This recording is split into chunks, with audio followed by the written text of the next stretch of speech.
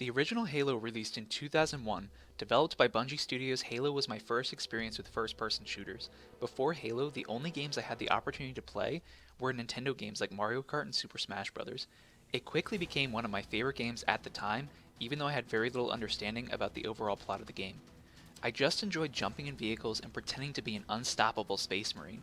At the time, it didn't really matter to me if the levels were cohesive or helped to advance plot or ideas. I just liked feeling like I could have an effect on the artificial world. So I wanted to go back and level by level analyze the game and determine if it was worth revisiting Halo Combat Evolved. Because Halo Infinite drops sometime in 2021, and I'm pretty excited for it. Spoilers for a game that came out 19 years ago. Halo Combat Evolved opens with the level The Pillar of Autumn. The level is a straightforward corridor gallery shooter. The player takes control of the Master Chief, a super soldier who has just woken up from cryosleep. As enemy forces board the Pillar of Autumn, the player is tasked with grabbing an AI companion and escaping to the surface of the newly discovered ring world below them. The first level is nothing special, but it offers the player an opportunity to become acquainted with the basic enemy and weapon mechanics, like Plasma's effectiveness on shields, or understanding how grunts scramble over one another when their leader falls in battle. The player learns about crouching, jumping, and how to use a flashlight. The player runs into combat situation after combat situation until they find a drop pod and leave the Pillar of Autumn behind. It's a fairly straightforward and great introduction to the basics and the plot of the game. After crash landing on Halo, the player finds themselves to be the only survivor from their pod, and Halo Combat Evolved finally shows the player what kind of game it'll be. The second level, Halo, is where Bungie states their thesis to the player. If you don't enjoy Halo a little bit after the second level, it would probably be best to stop playing altogether because it will not change all that much from here on out. The level Halo throws away the corridor gallery shooting for a little bit and lets the player loose in a landscape that is both familiar and different. Waterfalls pour from mountainsides and various trees and rocks sprinkle the hills surrounding the player. However, upon closer inspection, the player can see the arc of the ring going around the world. Blue plasma is shot into the atmosphere from alien structures, and Cortana can't help but remind the player that some of this geography is not a natural formation. The entire level is an introduction to the larger scope of battle that Halo allows the player. The Warthog, essentially a Jeep, and the sniper rifle are both introduced in this level for the player to learn. Given the large scope of the level, both assets are crucial for the level to be any fun at all. The walk around the level can be brutal, so thankfully the Warthog cannot be blown up. The only way the Warthog can be lost is if it is driven over a cliff without the player in it. The sniper is equally hard to miss using since it is given at several different drop points in the level. Like the Pillar of Autumn, the developers want players to use the tools they have provided and try to give as many opportunities as possible to find them. The biggest issue with the level Halo is something that haunts Combat Evolved as a whole, and that is the repetitiveness of its level design. The second level has the player defend and rescue 4 separate Marine squads, the difference between them only being the arena in which the player is located. 19 years after launch, it has come to be that the title level of Halo 1 has become one of my least favorites to replay due to the simplicity and tedium of its level structure. What the level Halo did in 2001 cannot be understated. However, in 2020, the level is so boring and incredibly drawn out. Truth and Reconciliation, the next level, continues the upswing in fun level design. Luckily, it stays here for a little while. The middle selection of levels in Halo Combat Evolved are top-notch, and Truth and Reconciliation sets the pace. The player lands on a dark cliffside and must take out the enemies camped out there as quietly as they can. Of course, stealth elements in Combat Evolved don't work too well. However, before the firefight fully breaks out, the player is afforded a few free shots. The goal of the level is to rescue the captain of the Pillar of Autumn from an enemy cruiser, which means that the player is left to fight through hordes of enemies who are defending the gravity lift that leads to their ship. The gravity lift is the set piece of the level. Enemy reinforcements are funneled down the lift until finally a new enemy variant is introduced. A hunter pair who shoot explosive fuel rod shots land on the platform, and this encounter for new players can be incredibly difficult to beat. For returners, Halo 1's hunters are the easiest version of the foes to be exploited and put down. One well-placed magnum or sniper shot will be enough to take one of the walking tanks down. After this encounter, the player invades the enemy ship and is then made to navigate another largely corridor shooting section. There are areas where verticality is emphasized, but it is largely a cramped linear level from this point on. The same hallways and colors will cause disorientation for anyone not used to the level layout, but this is to be expected due to the time it was released. Later levels will abuse this lax attitude towards repetition and design. The end of the level is an escort mission where the player must protect Captain Keyes. However, The developers thought they were funny by making Keyes only have a needler equipped, while at the same time making him as frail as paper. He dies so much. On harder difficulties, the only way to win is knowing exactly where every enemy spawns and who is most likely to get a shot off at Keyes first, and with just a sprinkle of luck. After you babysit Captain Keyes through 3 hallways in the Truth and Reconciliation, you are off on your way to the next level of the game, the Silent Cartographer. The Silent Cartographer is set on an island that the player will explore.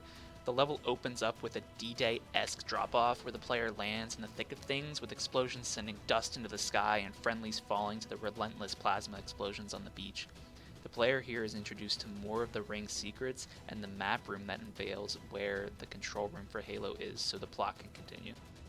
The level itself, being on an island, is completely open for the player to explore and uncover the secrets of the map room. The level introduces the rocket launcher, but does not offer the player any enemy vehicles to use it on.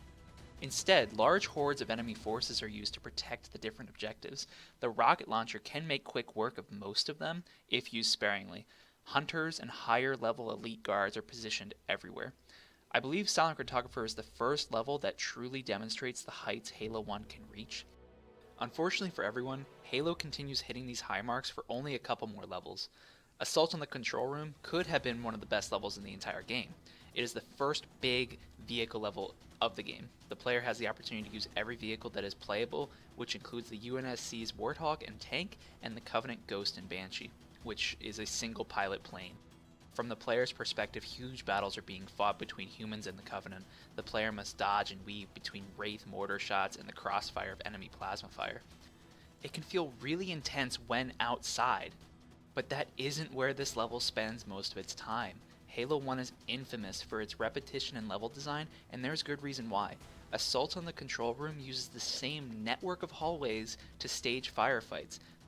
The one room and hallway design is used 8 times in this level alone, because yes, it's used in another level too, and we'll get there.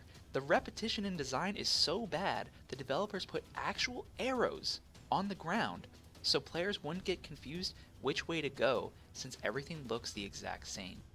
The player makes it to the control room with Cortana, where Cortana informs the player that there is another threat on the ring. The player leaves Cortana behind and runs off without being told what the danger is, because why would that be important?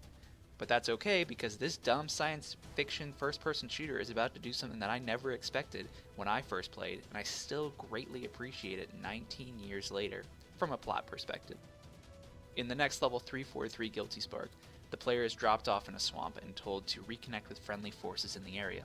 This level is a complete tonal shift. The only enemies the player runs into are a couple of grunts and a jackal. It's quiet. The player sees a fortress in the distance, and upon approach, enemy forces are running in fear and ignoring the player. Walking by the enemies and entering the structure, the player finds no enemies inside and descends an elevator. The player walks through quiet hallways while investigating this structure that houses seemingly empty glass cases. A brown smog can be seen floating in some of the cases. Many enemy forces are crumpled dead against walls with their blue fluorescent blood splashed around the entire structure like a horror movie. There are no direct signs of how the carnage took place, and still no signs of friendly forces. The player eventually runs into a Marine scared out of his mind. The Marine only screams to stay back and tries to fire at the player. The entire mission is surprisingly suspenseful for its mystery and lack of direct confrontation right away. It all comes to a head when the player comes to a locked door. When the door opens, a Marine falls dead into the Master Chief's arms. Inside the room, a body cam is uncovered, where the player is able to watch the mission of the allies he was supposed to meet up with. It is a nice change of pace to see the mundane camaraderie of the AI Marines.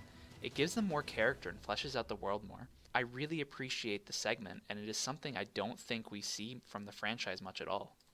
What makes this level special, though, is the lead up to this moment.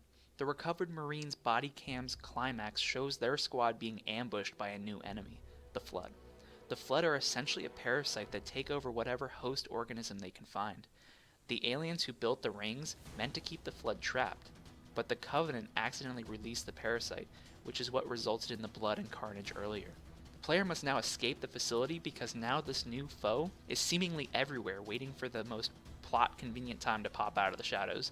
343 Guilty Spark is fantastic for being different, but the plot points introduced change the pace of the gameplay, and not for the better. The Flood are not the most fun to fight, and some weapons in Halo's sandbox just are not productive when dealing with them at higher difficulties. Their attack patterns are predictable and suicidal. They have no regard for their own safety because they are a parasite, but the player must then stay back and use the same weapons for the remainder of the game, which isn't great because from now on the Flood are the main enemy. The Covenant are still present, but the Flood are fighting them too, so the Covenant more or less sink to the background of the conflict. The Library is the only level where the Flood are the only enemy forces you fight, and coincidentally, it is the absolute worst Halo level. Remember Assault on the Control Room and how repetitive it was? Well, the Library is the poster child for repetition. This level has arrows on the ground too, which is a great indication that the developers just didn't have the time to develop a level that was more organic in its navigation. The player must ascend 4 elevators while avoiding a seemingly endless Flood assault. The entire structure is a maze of the same hallways and waiting for locked doors to open. It is not fun. I don't think I have ever had a good time on this level. And on to the next level, which also isn't great. 2 Betrayals is one of the biggest middle fingers in gaming. Now that the player had their alone time, it is time to go back and pick up Cortana to finish the game. What this means is returning to the same level as Assault on the Control Room and playing it again. Except this time, the player plays through it backwards, and with fewer options for engaging with the sandbox, because there are fewer vehicles and now the Flood are running around causing havoc. I will say it is cool to see the firefights between the Covenant and the Flood. However, when it is time to join in the fray, it can become more than a little one-sided depending on how well the player prepares for the fights. You might be thinking that the preparation is what makes a player good. My only critique for that line of thinking when it comes to Halo is that it has so far offered players the ability to choose how they want to get through situations. The introduction of the Flood completely eliminates parts of the sandbox from being useful in fights. This level is right up there with the Library for me. It's tedious and I never look forward to playing through it. The penultimate level, Keys, is a forgettable level for the most part. The player returns to the Truth and Reconciliation where they have to save Captain Keyes again. Part of the level takes place in the hills under the ship, so it is not as bad as 2 Betrayals in terms of its repetition, but it's still there. The only standout moment is meeting with Keyes and seeing that the Flood has gotten to him. When I was a kid, I was surprised to see one of the main characters taken over by the Flood. I think it was a good choice to remove the one friendly authority that might ease the player's isolation in the game. It made the threat of the Flood feel more real. Finally, the Maw has the player return to the Pillar of Autumn. The level is partially replaying the first level and partially seeing different sides of the ship that were unavailable earlier. However, this reused level is a lot less annoying than the other ones present in the game. The Autumn crash landed and the player must return to use Keyes' codes to cause an explosion big enough to destroy the Halo ring.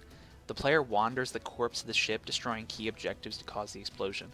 Finally, when the player has done enough damage, Cortana says they gotta go, so the player hops into Warthog and a timer pops up. The final bit of gameplay is a race against the clock to escape the Pillar of Autumn before it explodes. It is a great concept.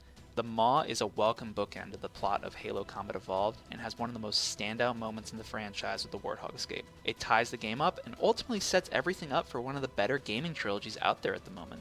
The level design can achieve great things with levels like Truth and Reconciliation, Silent Cartographer, and 343 Guilty Spark. Design not only gives the player an interesting setting to fight in, but is able to tell an engaging story. Halo 1 does more for its single-player experience despite being 19 years old than many of the FPS games being released today.